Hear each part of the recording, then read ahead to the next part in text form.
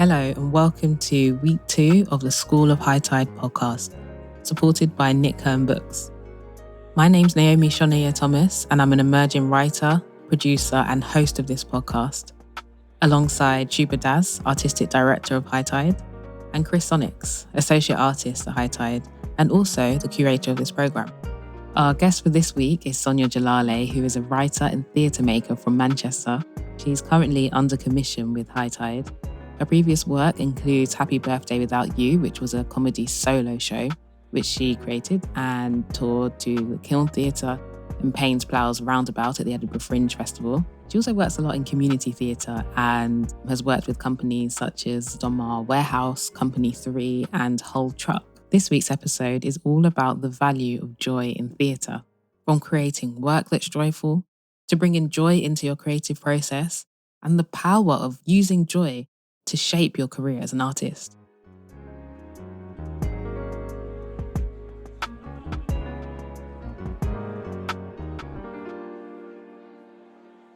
My name's Sonia Jalaly. I'm so excited to be here because I'm talking about joy.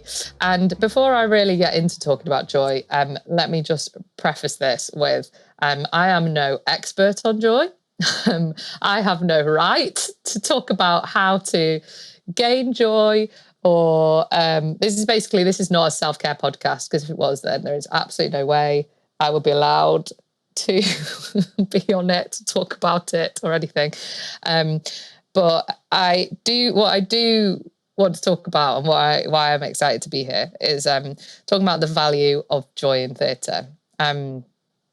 That feels like a cool conversation to me. And actually it really landed in my mind recently on a writers group that I'm in. Emily Lim, who is a brilliant director and runs public acts at the National Theatre and does those huge community theatre projects that they have on there. She was this guest speaker in this writers room that I was in, and she said that she thinks a lot in her work, and they talk about this a lot in public acts, that their work is all about creating unity through radical joy.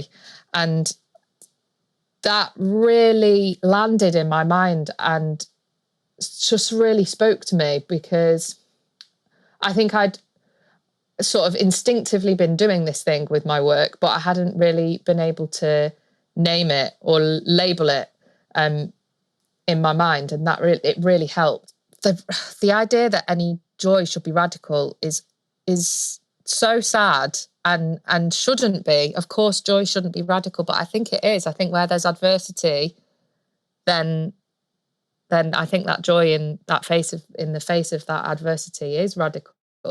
And I think it's something that I see a lot in community theatre that I do. And celebration being a huge thing. Sorry, I just thought celebration came up a lot actually in this workshop that we did for School of HighTide. A lot of the writers were talking about celebration and celebrating cultures specifically, and this idea that when your voice is underrepresented, I think there's a really powerful and radical thing in taking control of that narrative. If joy comes into that, then that's radical to me. I think often when I'm writing, I think up until your session maybe, I think joy might not have been the top of my list of things that I was trying to do. But now after hearing you speak, I'm like, this is so important. I think I don't know if it was you who said it or someone in the class said about representation on stage. You can't be it if you can't see it. And if we're only seeing ourselves on stage in trauma or going through some kind of crisis linked to our identity, then how do we ever develop, I suppose, even as people? Because you can't even imagine a world in which we're not going through those traumas on a daily basis. It was one of the big topics that we talked about, and it highlighted how much of a problem it is and how far we've got to go in that. In that, a lot of the writers felt that they had been steered towards writing stories about their trauma or about their culture's trauma, and that can't be. We have to be able to reimagine the way we tell these stories. Yes, trauma is absolutely part of it and pain is part of it, but so is hope and joy. It has to be. I think it really has to be. I think we're doing any culture an absolute injustice and a disservice if we're not allowing all those different sides to it and all the light and shade to be shown on our stages. I think it's a real problem if we can't do that. Yeah. Sometimes I think I want to speak about an issue. And maybe a play is a great way to bring that issue to light and to make audiences feel uncomfortable. But sometimes I wrestle between whether should it be a play, should it be a documentary? What am I doing? You spoke about having escapism in your work and being able to just let yourself almost forget about the real world or what's going on out there. Like, how do you approach that when you're writing something? Well, yeah, the escapism thing, do you know what? That's the thing that I grapple with quite a lot. You know, if I take an example, okay, so I'm thinking of Schitt's Creek, right? But like, that isn't the joy that Dan Levy has put into that is more than just sort of whimsical escapism, because he has deliberately reimagined a world without homophobia. And it challenges us in a really powerful way. I felt challenged as an audience member in that, because when I was watching it, I kept expecting the moment of homophobia. That feels like the rhythm of the queer narrative to me. Like, as speaking as a queer person, I am like waiting for that moment, waiting for the backlash. It didn't come. That was amazing. That was such a powerful thing. And it made me question my own kind of expectations and like where that's coming from. And, you know, like invited me to sort of to let go of that as well. And it doesn't mean that you can't, you know, depict homophobia in queer narratives. Of course you can. Of course that's a valid part of your storytelling. And if that's your truth, you know, write it for sure. But if you want to reimagine the world and show a joyful version where all love is respected and people, you know, just live happily and joyfully and in love, and oh my God, yeah, do it. Yeah. I guess with like sci-fi and things like that, there's always a tendency, you go more towards dystopia. I rarely see work where it's like, imagine if, and then bring in this thing, like a better version of our world. Well, we're so dark, aren't we? As like creatures, we're so messed up. Yeah. That's like, why do I spend all my time watching like flipping true crime? What's wrong with me? Like, I am aware I am doing that. You know, as somebody who's on a podcast talking about the value of joy, I spend a flipping lot of time on Wikipedia looking at serial killers. You know what I mean? Oh, we all get sucked into that, yeah. Oh yeah, we do. But I feel like that's okay. I'm like, this talk is not me. This is so far from me saying, hey, let's forget the pain. Let's just think about the joy. That would be ridiculous. That it's just, I think that I'm noticing that I think actually really after that talk, after that workshop and having this conversation with other artists, it really landed for me like, wait a minute, yeah, if we're feeling pressure to write trauma, then I feel like the radical response to that is to write joy. And how do you bring that joyfulness into the playwriting process itself? Because I think there's this belief or idea that we need to put ourselves through trauma to create our best work and be in floods of tears as we're writing a script or whatever. The pained artist trope. How have you sort of fought against that in the way that you create work? I think this is something that totally depends on the playwright and however you best like to work and what your process is and all that stuff. And that's something that I'm totally still figuring out, you know what I mean? But one thing that, a couple of things that I've noticed is that I really like to work collaboratively. If I can have the luxury of spending money on a cast of people to come in and a load of actors play around and mess around and make me laugh for a week, then great. I also think that when I'm writing just solo, when I don't have that luxury, I can't remember who I nicked this from, but someone sort of framed this and it just really worked for me. They were talking about writing, like having treats in their play. So like certain scenes are treat. That's like a scene where something wild happens, or the form breaks down, or I get to have some music in there. Something that feels like an absolute treat. I love how you use joy to determine where you want to go in your career. So I feel a bit lost sometimes. There's no clear career path when you're writing or doing some sort of creative activity, job, career, whatever it is. But I feel like that way that you follow joy, it's just like, if you stay true to who you are, that path will be there. You don't need to stress. You don't need to panic, which I love. But I'd love to hear more about the work that you've done previously. So it'd be a great time to bring in Suba to ask more about your work as a writer.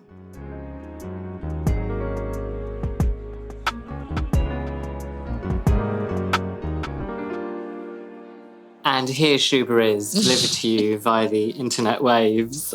Sonia, it is a joy, of course, a joy to have you with us in this podcast series. As we were putting this together, we felt your voice would be just so important, not least because you're currently playwright under commission to us at HighTide, and our note sessions and conversations have been amongst some of my most joyous experiences in the last year or so, with lots of post-it notes, importantly. Oh, yeah, bit always. of Britney chat. Always. But also that, of course, your principles are clear in the works. The play that Sonia is creating for us, a play called Oh We Do Like to Be, is hilarious and joyous and unexpected and playful, but also full of real heart and covering some really serious ground as well. I suppose one thing that struck me about this radical need for joy is what you feel the place is for that, and whether that's been affecting you as you've thought about our recovery from the experience that we're currently in, the pandemic, this experience of lockdown, and whether a need for joy feels even more significant in these circumstances. Yeah, totally. It's something I've been thinking about a lot, and I think a lot of artists have been as well.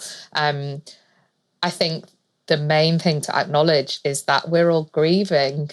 We've all lost something in the past year, and I've been thinking a lot about that grief, and I've been learning a lot about it as well, because one thing I think this pandemic has thrown up an opportunity to do is to open up that conversation around grief and loss and death and failure, that I think has kind of been something that we're a bit scared of as a society. We don't really talk about very much, and there's lots of movements to talk about this in schools more. Include death education as well, in the same way that you have sex education. That's like been something that I've learned about recently, and it's really opened my mind up to how important that is, and how that should be something we should be doing. And so when you think about grief, and part of that process is absolutely pain, of course, but that pain needs acknowledging. It needs acknowledging, and it needs experiencing. You need to be allowed to feel it in all its many different shapes and forms. But I think also a really important part of grief is hope. It's the bit that allows the healing. And yeah, it's so important that you don't skip over that pain bit to get to the hope, which might be, I think we'll have to keep our eye on that. But equally, it does no good to just dwell in the trauma. And so as theatre makers, I think we have that kind of responsibility to hold those two things together. And I think those two things can be done in tandem and should be given equal weight. I think it's just going to come down a lot to listening to what people need, and allowing ourselves to, I don't know, express our own truths. Like, if what you need to do is have a massive laugh, then that's what you need to do. And I hope that theatres are able to open up their stages to all the many, many stories and different feelings we all need to express. I look forward to that. It's definitely something I want to do.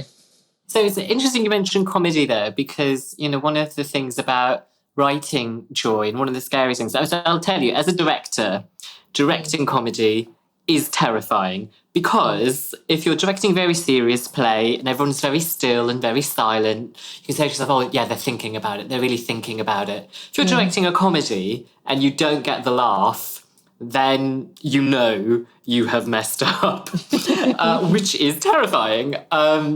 So those have been amongst my most nerve-wracking kind of opening night experiences. But that thing about comedy, and I suppose it's close to joy, that idea of being funny and creating scenarios and situations that lead an audience to laughter. And that is, as I say, it's terrifying for me as a director. It's terrifying for many young writers as well. I wonder if you have any top tips or thoughts to pass along about engaging with this idea of comedy. That's a big one. Here you go. His top tip: how to write comedy. No, come on. No, I do not have that. But what I can say is, like, no, I can't. It's so difficult. Writing comedy is so hard. And I think I can't, there isn't like I can't do that. I'm not good enough to be able to give you that A to C. But what I can do, what I can say is, like, what I notice is really important in comedy. Surprise. It has to be unexpected. And that doesn't mean like, oh, you have to say something really out there, or you have to push the boundaries. No, I don't mean that. I just mean just the constant, the way that it's kind of what actors do with improvisation. It's just really being really playful and surprising the other actor that you're playing with the balls that you're kind of throwing them. That's a huge part of it. I think rhythm is so important. Like, I do a lot of, when I'm writing, I actually sometimes I kind of beat it out like a little drum, like a little sad drum, and like that it's so not technical. I don't know what I'm doing. I don't have there's not a formula or anything, and it's not like a iambic pentameter thing that I'm doing. It's just like I need to go. Oh, it feels like there's a beat missing there. Oh, now the laugh. That lands a laugh. It's difficult to explain, but it feels like rhythm's a really important thing. And truthfulness. But it's just all about truthfulness. Like, if you can feel the writer writing a joke, there's nothing less funny than that. Like, if it's just all about the truth of the character, and if the character is just being entirely if it's just entirely rooted in the truth of that character, it's more likely going to be funny, I think. I think some of the great comedy writing that I've encountered is about the character having that truth and that three-dimensionality, and then the humour arising in what situations are thrown at them, and their response being truthful. And it's interesting that you talk about rhythm within that as well, because there is such a rhythm to comedy. Actually, we know instinctively when something feels like it's a punchline, or when you feel that setup and delivery, that expectation and payoff.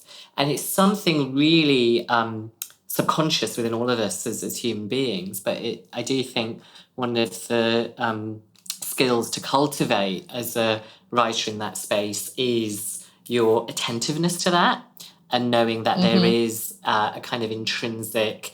And as you say, it's not necessarily iambic. It's not something that you could put a kind of musical chart next to and kind of figure it out as a code. But there is just something in this idea of payoff.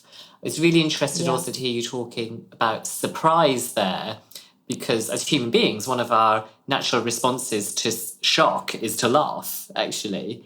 So that idea of how surprise functions within plays to deliver that kind of jolt into comedy, that jolt into laughter, feels really important. What I think is really useful is to watch loads and loads of YouTube videos of animals and babies just being there themselves, because they just have like innate comic timing, and the rhythm at which like a baby just lives their life. It's just like innately comic.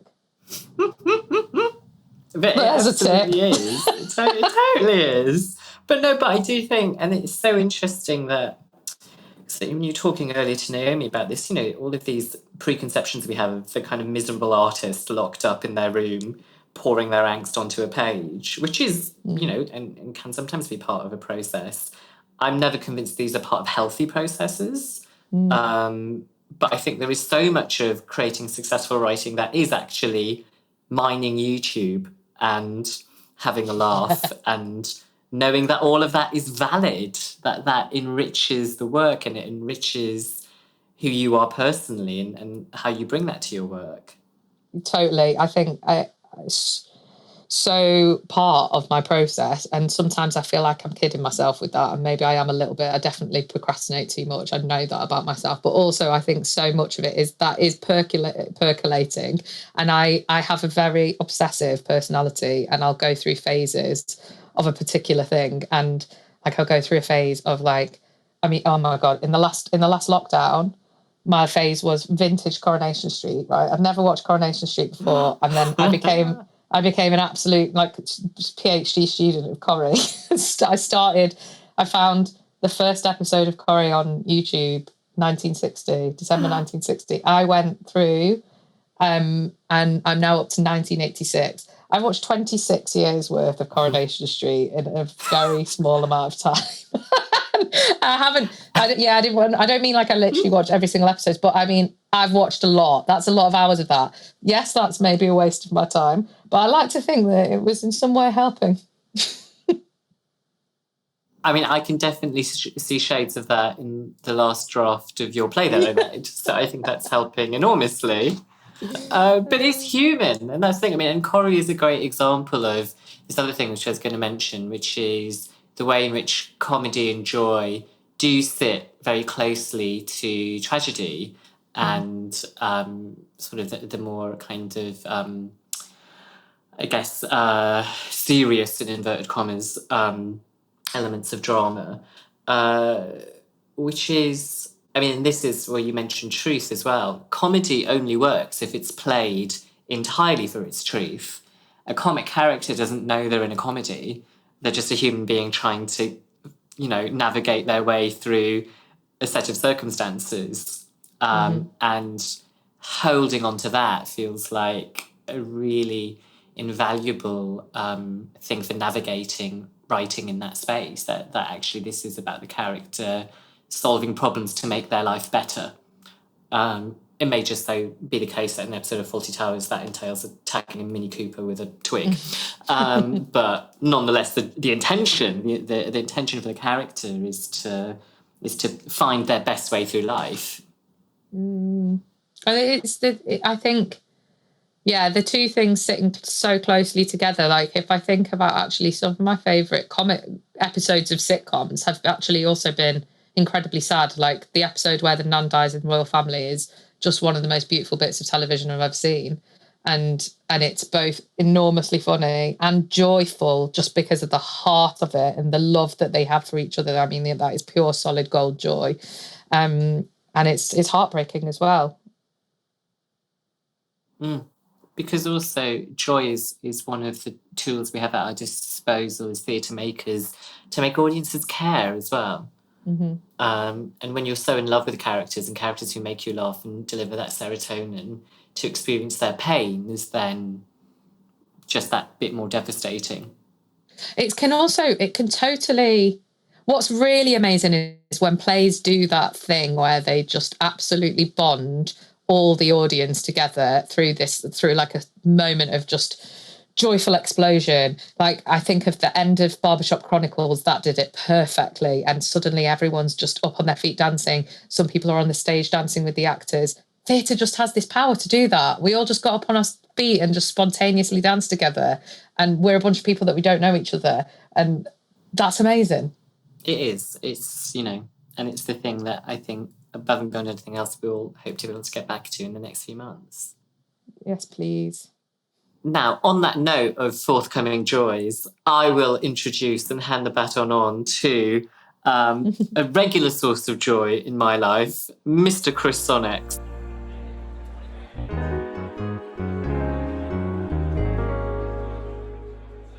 Thank you, Sonia, for doing the workshop and doing this podcast. Joy was one of the things that that was the thing that I was most passionate about, or one of the things I was most passionate about when we were putting this together, because I also see joy as such a sort of rebellion in so many ways as well. But I always think, when I, growing up, on a council estate and everything being quite dire and having quite a lot of trauma there, but there was always joy around, and you could always find something that was funny. And then you go and watch theatre, and then every time you see something that's like working class council estate, it's like killed a dog, raped a mum, kind of. It's like so disempowering.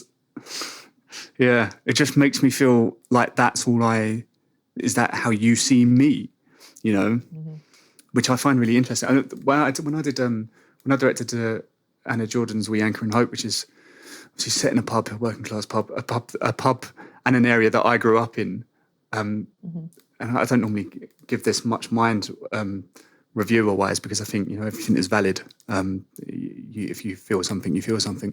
But there was one review that was like, it doesn't feel right. It doesn't feel true. It's too because it was a joyous play. It's a joyous play about fundamentally Brexit and communities being destroyed, even though it doesn't seem like it on the outset. And this reviewer couldn't understand it, I think. And I thought, that's interesting, isn't it? Like, you've just put this whole group of people as one thing.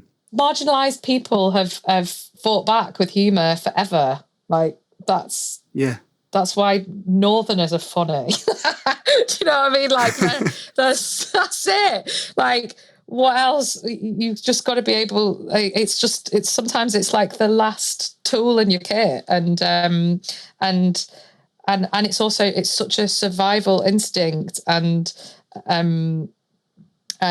I think if that review doesn't get it, well, it's their loss, isn't it? If they didn't get it, that's absolutely fine. And it's just interesting. But I wanted to ask you about your joy. And so I asked you to give me your favourite album, but you didn't brilliantly give me an album. You gave me a playlist, and I think that is completely valid. And I wondered if we could share that playlist on something alongside this podcast. Do you want to talk about it? I am so glad that this playlist, which is called Camp AF, is going to go public because of this podcast. So this playlist is viral, I think. Well, I think it deserves it. This playlist is. It does what it says on the tin. It's just very canvas. I think there's a lot of ABBA, Shirley Bassey, Diana Ross, the usual contenders in my sort of camp old woman existence. It's mad because listening to that kind of music, like, no matter how much I listen to it to death, actually, do you know what? It's quite funny. My Spotify Wrapped at the end of last year was just an embarrassment. Like, my top 5 was Cher. and my most played genre was something like, oh my God, what was it? It was like adult nostalgia. And I looked up what it was. It was just basically like music for the over 50s. like Smooth FM, but that is what I listen to, and I probably shouldn't be ashamed, but there is part of me that's like, oh, wouldn't it be cool if I was cool? But this playlist just gives me like palpable joy. Does it not make you cool that you don't think you're cool? Sure, yeah, let's say that. I'm really cool, Chris. I was just thinking it would be interesting if your top artist was Cher and then your top genre was like dubstep or something. It would just have been I was waiting for the punchline. No, that would Cher is huge on the dubstep scene, don't you know? Yeah. I remember actually when I went to see my first dubstep whatever night. I would see how uncool I am. I went to my first dubstep night at in Sheffield at Tuesday Club when I was at uni there, and I literally was just about to go in, and then I turned to my mate Lisa and I went, "So who is dubstep?" I shouldn't be allowed out to places. That is phenomenal. Well, I think you've got another fallback career as a DJ for nostalgia. Yeah, nostalgia. Do you know what? You should. I think everybody needs to listen to nostalgia. Is it? Yeah, interesting. That word comes up. I think that I'm obsessed with it. I think maybe it's an unhealthy obsession. I don't know, but like that. I think I do. I go to that place a lot. I think in all my plays, there's some element of nostalgia in it, whether it's like, I don't know, looking back to something in your youth, or nostalgic for a time period that isn't your own, or nostalgic for an existence that you used to have. Like, it's something that absolutely fascinates me. I'm kind of fascinated by places that are nostalgic. I think that's a lot of why I wanted to write Oh, We Do Like to Be, which is all about Blackpool. It's based in Blackpool, and it's a lot of the kind of Blackpool nightlife, drag culture is a big part of that play, and it's pure nostalgia for me. I think any seaside town in the UK, that kind of seaside town, is just like, it's just pure nostalgia. And there's a lot of joy. There's a lot of joy in that for me. It's interesting, isn't it? The lot of seaside towns, joy everywhere, but then also this dark sort of left alone sort of feel about it as well, which is interesting, I think. And nostalgia, though, I wanted to ask also about your theatre experiences, and one of the things where quite a lot of us are obviously missing being in a building or a outside space or wherever it might be that we've been watching theatre together communally. And I was thinking about something that we could all talk about, which is something that we're missing, something what is our favourite moment in theatre, from whether that's the warm wine that's overpriced to the moment of clapping that happens before the show's actually ended. And I wondered what yours was. I've been thinking about this, actually. I've done this in a few workshops recently. Just, I think it's a useful thing to remember. What are those moments? I've been doing this a bit. What kind of comes up over and over again, like whatever moment I turn to, it's so often a moment when there's a very real connection with the audience. I love that. I love all plays where I don't know, where they suddenly the audience are all invited onto the stage and we just have a party. Love that. Like, that's so often the moments that I kind of turn to. And do you know, I think children's theatre does that beautifully. I don't make children's theatre really, but I know a few companies that do. There's one called the Herd Theatre, and they make the most beautiful, joyful work for children, and children just at the absolute root of everything they do, and it totally pays off, because the moment I love to watch that as an adult, and the moments that I think about is like in one of their shows, at the end of the play, there was just this huge snowball fight, and all the kids in the audience were just, oh my goodness, the palpable joy, like their faces just lit up, and they were like, I'm allowed to do this. It's like it's being naughty, and the adults were doing the same in the audience. The adults were like, oh, what, me too? And like picking up these snowballs. I'm like, oh god, it was so exciting and thrilling. And I think about a play. Actually, this is one that I made with a young company in Neasden for Kiln Theatre. And actually, funnily enough, that play was all about nostalgia. That group, for a group of 15-year-olds, they were pretty nostalgic themselves. They always just kept talking about back in the day. I was like, back in what day, mate? You're like 2. They were very nostalgic as a group. And so we talked a lot about like children's birthday parties that remember. The whole play was about reminiscing. And then anyway, at the end of the play just broke down into this big party, and they all got all their family members that had come to see it, all their aunties and their mums and their sisters and their dads and their grandmas and their brothers and everyone just got up on the stage, and they all just danced to Candy. And it was the best. It was the best. And then they all just like, this trolley of sausage rolls came out, and everyone was just having like party food, and it's still theatre, but it fell apart into something else, and it's gorgeous. Those are always the moments that I think about now when I think about what theatre has the power to do and what joy it can create. It's really made me feel nostalgic right now on a Friday evening on the on what I'm missing. It's going to ask about pieces of advice that you would have given to yourself, or just one piece of advice that you would have given to yourself early on when you were doing the acting and decided that you wanted to be a writer, that would be helpful for people listening in. I mean, I think eventually I kind of listened to myself and did this anyway. It just took me maybe longer than it needed to. But I think it's I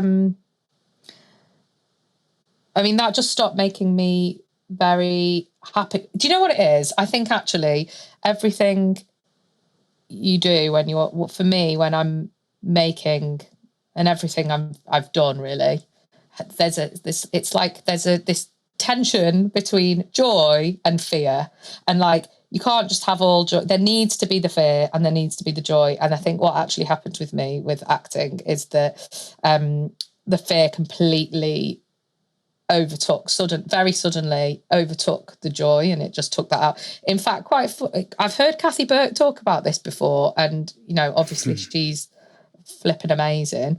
But she talked about the reason she stopped acting, because now she mainly directs. It was the moment that she felt this whenever she acts, she as she said, she acted from this little feeling in her belly, and then one day that literally just went. It just went, and so she was no longer acting from that place. She was like acting from her head, and then that wasn't fun anymore. And she kept going at it for a while, and then eventually she just was like, "Well, this is just not working anymore. I'm just going to stop doing this thing because it doesn't make me feel good." It really resonated, because it was exactly like I think I was just acting from a place of pure adrenaline, fizzy belly feeling. And when that left, and I don't know, I think it was something to do with it becoming, it wasn't playful anymore. It was like a job, and then it wasn't for me. I think that's why actors are amazing, because they just keep hold of that playful, fizzy belly energy, and nothing about that. The all the difficult stuff that comes with that job. If in spite of all that you still maintain that feeling, I mean, then amazing. You're born an actor, do you know what I mean? And that's why you're amazing, and that's why I want you in my workshops to be amazed by you. So I don't know. I just follow the fizzy feeling in your belly. That doesn't mean that it's always just going to be there no matter what. Sometimes you have to kind of manufacture that. I get that, and it's tough, and I think persistence is a good thing as well. But yeah, overall, I think just make sure that what you're doing has the right amount of fear and the right amount of joy.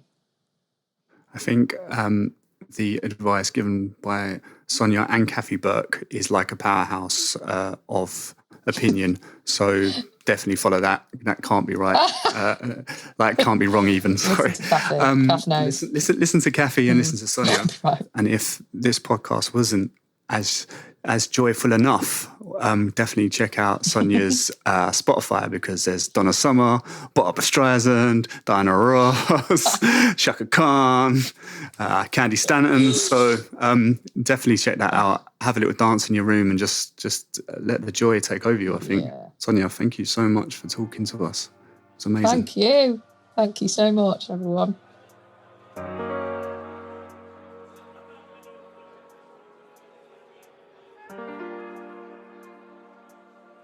This podcast was produced by HighTide and supported by Nick Hern Books and Lansons.